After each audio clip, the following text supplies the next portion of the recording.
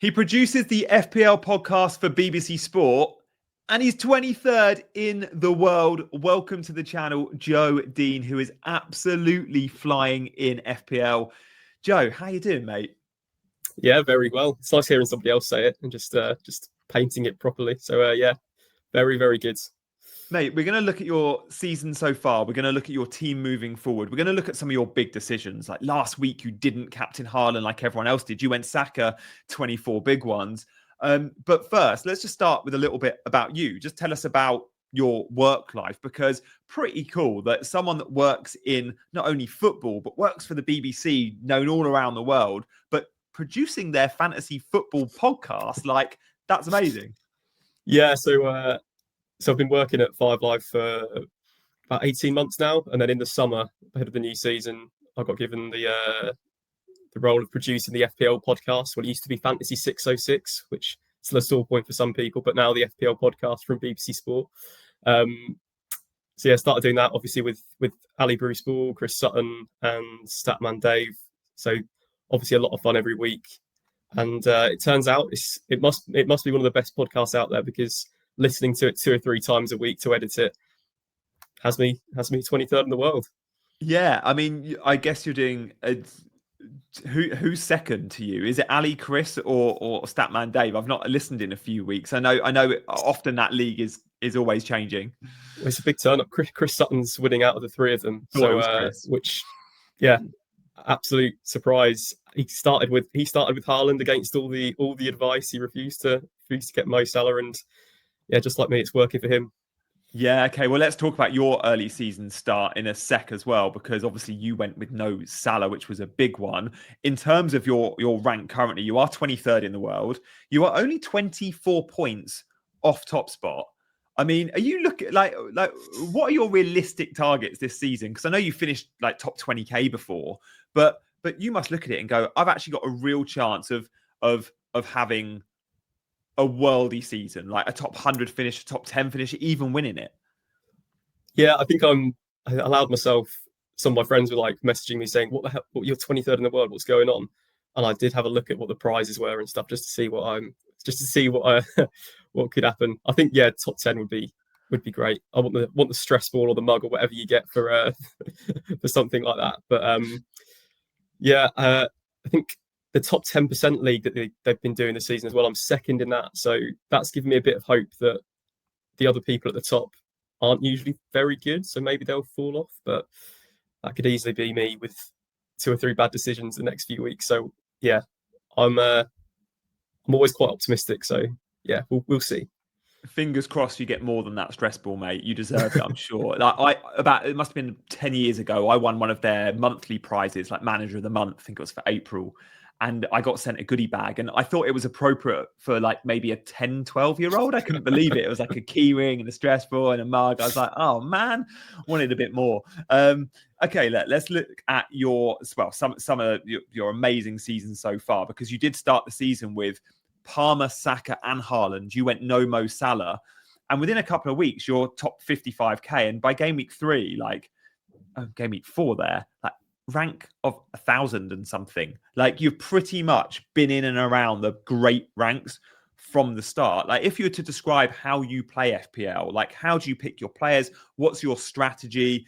Eye test versus analytics, form versus fixtures. Where do you lay on your tactics and your style as a manager?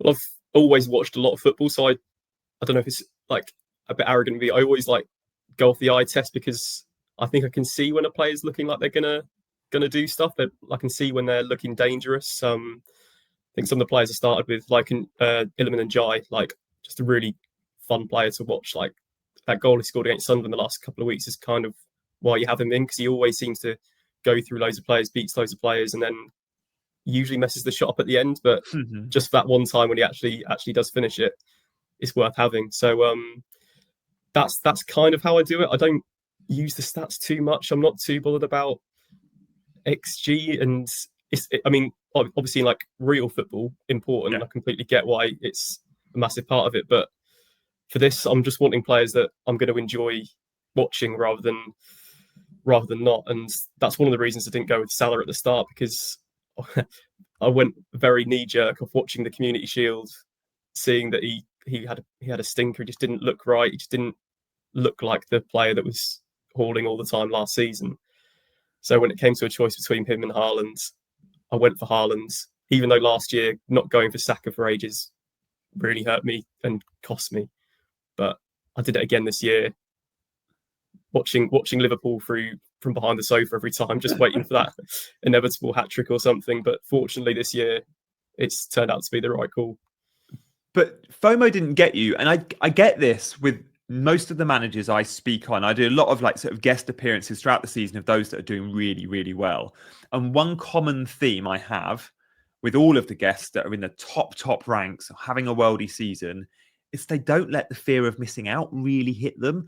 That in the position they're in, because they've been really bold and brave with their decisions. And sometimes that means backing against a Mo Salah, who was in 50% plus of teams at the start of the season. He was the game's most expensive player. He was the go-to captaincy choice early on for most. And you went, I'm not going Salah because I didn't like what I saw in the Community Shield. And actually, I want Haaland, and I can then get Saka and I can get Palmer. So, yeah, I love the fact that FOMO hasn't got you, especially in the job you've got. There's a bit of pressure there to have a good season, isn't there? Yeah, I mean, it's good to be ahead of the guys on it. Yeah. I do joke with them. They come up with all this advice all the way through the podcast, and I said to them yesterday, I'm the only one that's taking it down. I'm the only one that's paying attention. Dave will recommend a great player one week. He'll like brag a couple of weeks later about them doing really well, and then everyone will go, "Was he in your team?" I was like, "Well, no, but I did say his name," kind of thing. Whereas I'm very much hearing something, going, "Yeah, that's a good shout." Quite a big what I like to imagine what I can imagine happening in games rather than just looking at a fixture and thinking, say, I don't know, Wolves at home, that's easy. In my head, I'm like, but are Wolves going to finally get a win? Are they going to sort of sneak something? I think so at the start of the season, I was like, I think Arsenal will win the league. I think they're just going to be ridiculous at the back. So I had Gabriel and Raya in straight away because it seemed like a no-brainer. I can just stick them in, forget about it, and worry about other parts of my team. I didn't back Forest to do well this season. I thought they'd have a fall off. So when everyone was sort of jumping on the Forest defenders because what they did last year, I was like, I feel like that's a trap. I feel like that's not sustainable. I feel like they're not going to do it again. So just a few things like that. Just trying to use any football knowledge that I have to try and give myself an advantage rather than going off what's just happened last year. Oh, mate, you didn't overthink it. It makes sense. Like myself and all the other content creators I know, no one started with an Arsenal defender yet. We all know Arsenal were the best defence in the league, and we saw the numbers from last year since Arteta's been there. But we went, the fixtures weren't great. We'll move to Arsenal when the fixtures turn in game week 5, 6, 7, whatever. You went, Arsenal are the best defence in the league. Of course, I'm going to double up on them. And it's massively worked. They went and kept, was it 4 clean sheets in the first 5 or 6? Like, your reasoning on Forest completely makes sense too. So I love that. You're really looking at it from a football point of view, not necessarily a in-house smaller bubble of FPL where we speculate far too much maybe about fixtures and actually forget to look at just how good the team is. Last time out, you backed Saka for captaincy, and you've backed against the obvious quite a few times this season. You've gone Haaland a lot recently, but obviously early this season you went Haaland a lot, and Saka, I think, game week 2 or 3. But you didn't have Mo Salah, so you were backing against Salah a lot with captaincy. And then last time out, you backed against Haaland. Obviously, you missed the penalty, but Saka's 12 points was huge. So how do you play it with captaincy? And let's talk a little bit about captaincy, I guess, for game week 12, and also your triple captainship, which you've still got. What are your thoughts on captaincy, and where are you looking to use it in the next few weeks? So with Saka last week, it was kind of similar to what I was just talking about. I was looking at, it was obviously going to be Haaland or Saka. I was looking at Man City, Liverpool, Sunderland, Arsenal. I could see City beating Liverpool, but I didn't see it being like a 3-4-0 Haaland getting a hat-trick, which it very nearly ended up being anyway. So I was kind of wrong on that. But I just felt Sunderland have been amazing. But I'm a Norwich fan, so I'm used to like whenever a promoted club does well for a bit, there's always a stinker, a thrashing or something around the corner just to sort of bring you back down to earth. And I just looked at Sunderland Arsenal. I thought, I can see Arsenal just sort of bursting that bubble a bit, which again, it didn't actually happen, but Saka still scored, and I think Defcon helped out as well. So that was maybe a bit lucky, but it was more that I fancied Arsenal at Sunderland more than I did Haaland at home to Liverpool. It was more of a gut feeling one, but I think every now and then I just want to get off Haaland because he's not gonna haul massively every week. So if you can get away from him the week that he doesn't, it's a massive advantage because so many people are actually captaining him and triple captaining him and all sorts. So when you can get away from him, I do. But having said that, I think I'm going to stick it on him this week because I don't like the other options either. So if I'm not sure about any of them, I think Haaland's probably the right way to go. You own players like, well, we've seen a few examples in your team there. You've got Mbermo with a really nice home fixture. You've got Saka in the North London derby, which has got a good reputation there in that fixture. But yeah, you're pretty set, are you, on Haaland game week 12? Obviously, his international break was amazing, and that Liverpool game, like Man City were probably better than we all expected, and Haaland doesn't look like he's slowing down, and it was again amazing.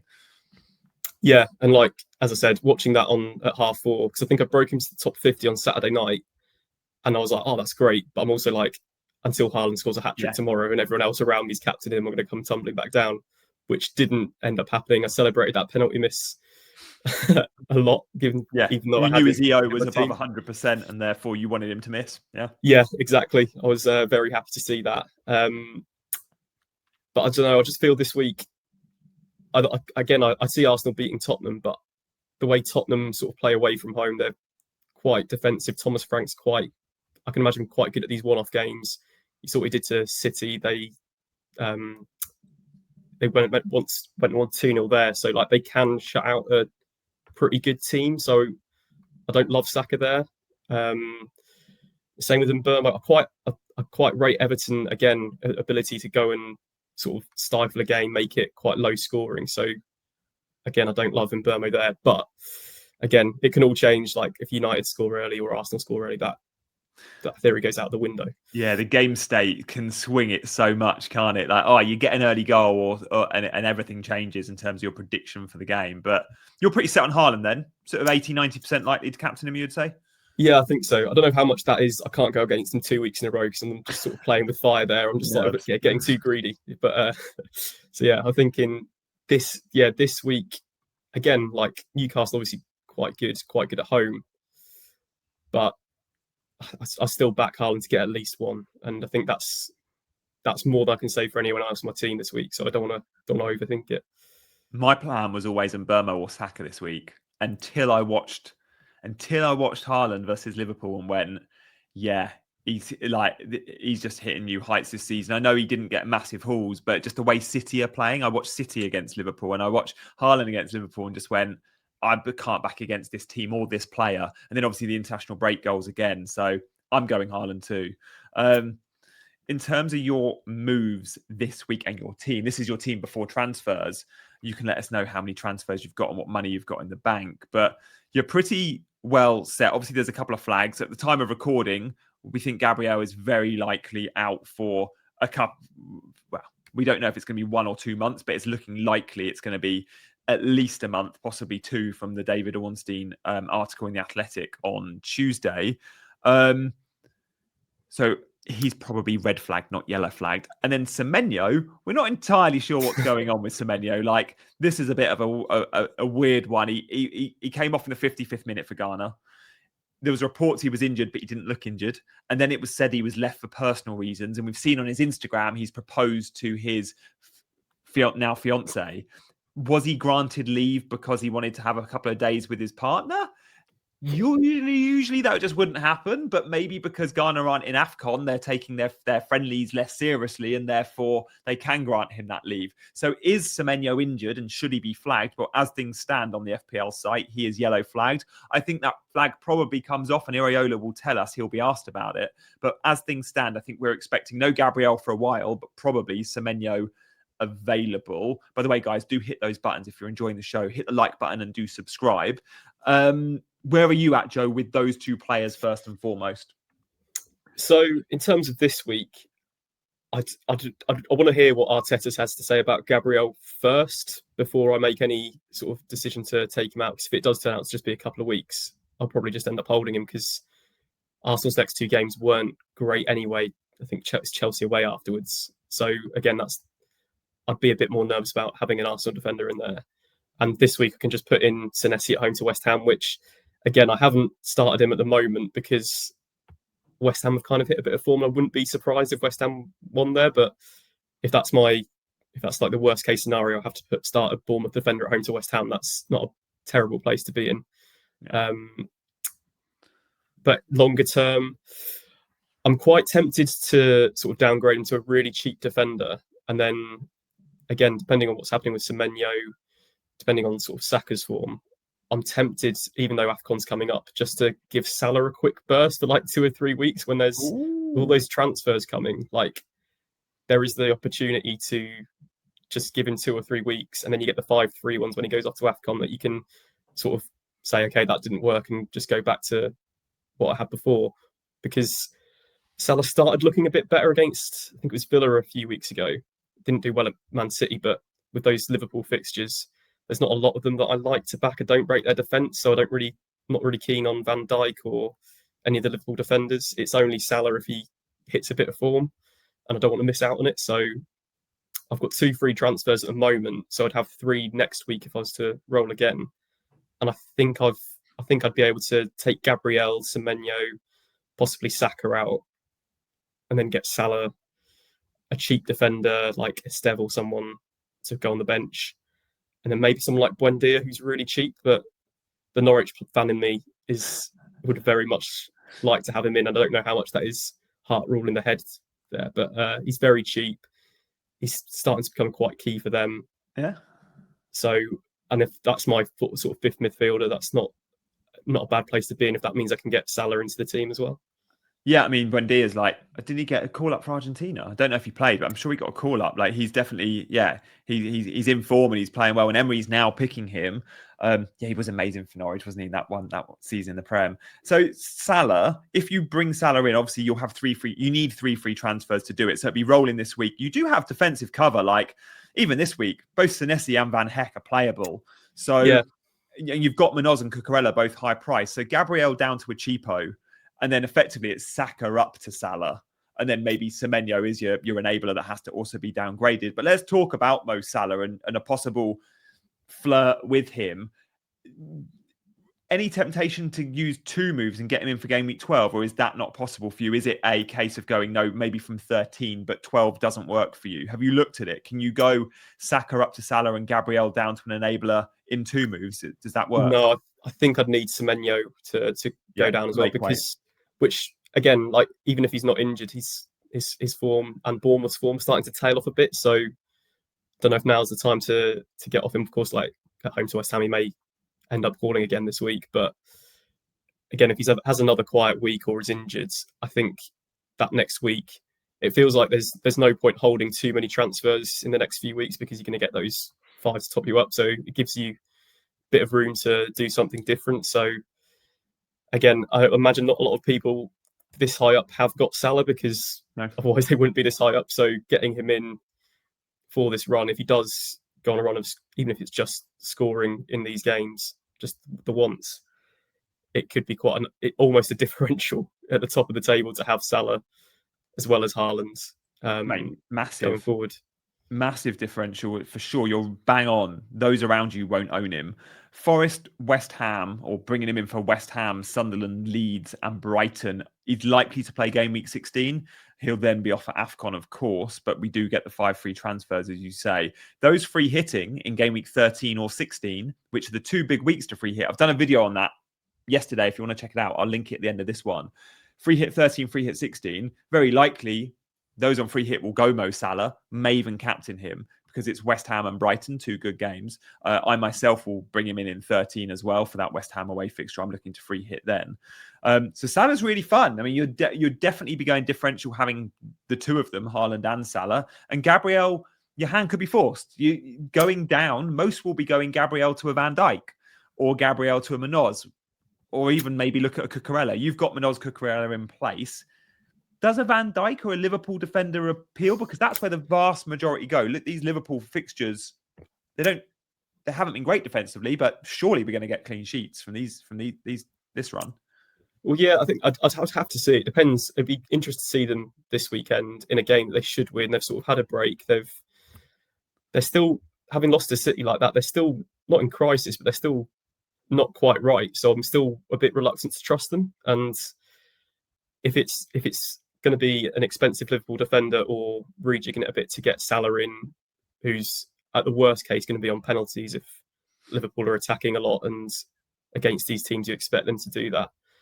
I just don't feel it's worth it. I think if I was to do all those transfers, I'd then maybe swap out a Munoz or a Cucurella for another Arsenal defender, just to make sure I've got that double Arsenal defence once they've got through Chelsea away, because then their fixtures look a lot kinder. And I just trust Arsenal against anyone more than Liverpool against, even if it is against West Ham, Sunderland, Leeds, Brighton.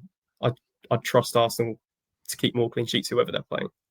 I mean, you nailed it at the start of the season. We didn't go Arsenal defenders, many engaged managers because of the fixtures, but you still went for the double up. And it's like, yeah, you just trust the team. So if you're picking an Arsenal defender and you're replacing Gabriel, is it Timber? Is it Saliba? Is it wait a week and see if it's, I can't pronounce his name, Hincape or Mascara who gets the nod? Because we still don't know who's going to be Gabriel's replacement for Arteta. You'd think it's Mascara, but Mascara's right-footed and did so well when he came in for Saliba. Arteta does like a left-sided centre-back who's left-footed, and Hincape is. He could also play Calafiori left centre-back and play Hincape left-back, or he could mix things up and play the kid there at left-back. So is it a wait and see on Gabriel's replacement for you if you go Arsenal, or do you just go, I'm going to pick Timber or Saliba because I know they would start regardless? I think, yeah, that's how I'd approach it, because Mascara might come in for a week and then obviously they've got Champions League matches, so they might just rotate and swap those two out, whereas you're pretty confident Saliba's going to start every week. You're pretty confident Timber's going to start every week. Again, in that situation, I know he's more expensive, but probably go Timber just because he's more exciting. I've sort of watched those early weeks where he was scoring every week and assisting every week and thinking, that would have been a lot of fun to own him then. Whereas Saliba, you're hoping for DEFCON or maybe a set piece goal or something, which again with Arsenal, it's never that far away, but I think Timber is probably the way. Obviously, it depends how that would work with my wanting to get Salah in. So I might have to go Saliba just because he's the cheaper option. But if it was a straight shootout between the two, definitely get Timber in. Yeah. Any other players that you're thinking might not be in the team for long? Like, I look at your team and I can't see any that I'd be desperate to sell. Obviously, Mbermo goes in 17 or 18, depending on his last game. Could be playing versus Villa in 17 and then off to AFCON. Ndai, again, AFCON. Minter and Semenyo aren't going to AFCON. You've got Thiago in place. You've got Munoz in place. Who are the players that are vulnerable in this team? As you said, it's probably looking ahead to think who I want instead of Ndai and Mbermo for AFCON. And because everyone else, obviously, like I've said, if Salah was to come in, Saka would have to go, which would be a bit of a shame, but he's not been electric. I got last week, which is probably his best week this season. 12 points, yeah. So I don't feel like Arsenal are like a much more rounded team. They've got goals from everywhere, so it's not so much a one-man team anymore. But other than that, I quite like Haaland and Thiago as the strikers. I think there's not that many great strikers. I thought about maybe trying to upgrade Krupi now he's not starting, but I think having someone there that's only an injury away from being a starting striker for Bournemouth for 4.5 million, I think that's too good, and the points are kind of elsewhere. So you've used your bench boost, haven't you, as well? So having a dead spot effectively in Krupi is fine because you've used your bench boost. Yeah, and I think I actually had Krupi at the start of the season as my sort of dead spot on the bench, but then got rid of him when I started making changes because I wanted 3 strikers to play, and then he turned out to be really good for a few weeks. And I was thinking, if I'd have just held on to him, that would have been that would have been amazing. But no, I guess you maybe start to think about with having more transfers available. The defenders like Senesi, Bournemouth's not playing that well at the moment. Maybe worth getting a player in from a team more in form in there. Same with Van Hecker. I've had him for 2 clean sheets, but with Brighton, it doesn't feel like that's sustainable either. So it's maybe once I get 5 transfers or whatever, the opportunity there to be like, right, who's at home to Burnley this week or who's at home to Leeds this week, you can start being a bit more free with it because I've not tended to make changes for the sake of it. But when you get those 5, and if my team's looking in a good place anyway, then you can start just sort of targeting individual weeks more. Yeah, okay, nice. You've got 1 chip still to play before Game Week 19, and then we obviously all get the new chips. I'm guessing triple captain will go on Erling Haaland at some point, or is Mo Salah a tempter for you? I mean, you've got Haaland versus Leeds, Game Week 13. I think Haaland that's where it versus is, Sunderland yeah. in 15. Haaland versus West Ham in 17. And obviously there's a couple of good Salah fixtures. Where are you looking to go with that chip? I think Haaland 13 is the sort of the no-brainer against Leeds because, again, Leeds, they've done okay, but I think I've supported a Daniel Farke team in the Premier League away at Manchester City, and it's not a lot of fun. So I can see that. Yeah, they're much stronger at home, Leeds, as well. And Haaland, born in Leeds, the narrative is there. His dad played for Leeds. Yeah, and it feels like if Leeds seems to be pretty close to maybe getting rid of Farke, that could easily be the final straw, just a heavy defeat there. If the players sort of aren't bought anymore, that narrative-wise, that feels like a quite heavy City win. And I so nearly did it against Burnley earlier on in the season when he got the 2 goals and the assist. And I thought Burnley are quite good defensively. It's probably not worth it. And I was like, for a while, when it was like 1-0 until the 90th minute or something, that looked really good. And then Haaland just decided to run through and just score. I was listening to 5 Live, mate. I had him triple captain and I was driving and I was gutted because I listened in at like 80 minutes. I was out with my daughter and I was like, how have I got nothing? And then I got the 3 returns late. It was unbelievable. Like Game Week 6, it was home to Burnley. He did have a free midweek before that. It's worth noting with the Leeds game, he'll have a Champions League game. I think it's Leverkusen before. But again, you could see an early sub there, depending on game state. And he's so hungry to score goals against these lesser oppositions because it's great for his numbers. I'm with you. If I had triple captain, I'd be going Leeds. Yeah, that's where I'm looking. I've never had any luck with it before. It's one of those that whatever I do turns out to be the wrong thing. I'll like captains like Salah in a double game week and he'll get injured in the first one. Or I've done it with Haaland at home to Southampton last season and he scored 1 and missed like 3 open goals. And it was just, I was at work watching the game and I just couldn't believe what I'm seeing. So hopefully this is the season that I actually get a bit of luck when it comes to the triple captain. But I think if I didn't do it home against Leeds, I wouldn't be able to watch that game at all. Love it. Well, look, we will be back, no doubt, checking in with Joe later in the season, and fingers crossed that awesome rank of 23rd is improved on. I can't believe we're only 24 points off top spot, mate. I look forward to checking in with you. And if you want any of Joe's advice, then the best place to probably get it is listening to the show he produces for the BBC. Quite an amazing story. FPL podcast with BBC Sport. Do check it out. Joe might make a guest appearance or 2. You can listen this week for that. But also you're getting all of his wisdom because he effectively writes and creates the agenda for the show. Oh, I can't. Ali won't let me get away with that. Ali does all the work. I just press the buttons. Okay, fair play, Ali. But still listen. It's still great. Yeah, and actually the BBC, delighted to say they've ramped up their content in FPL. I'm doing a live Q&A on live text on Friday afternoon. There's various posts on their social, which is really cool. So yeah, loving that, mate. And thank you for pushing that agenda within BBC, which I know you will do, especially if you hit the dizzy heights of like the world top 100 by the end of the season, which you're looking good to do. Absolutely. Mate, thank you so much for coming on. And thank you guys all for watching. Drop a comment if you got a question. Hit the like and subscribe button on the way out. And we'll see you in 24 hours for another video. Bye-bye.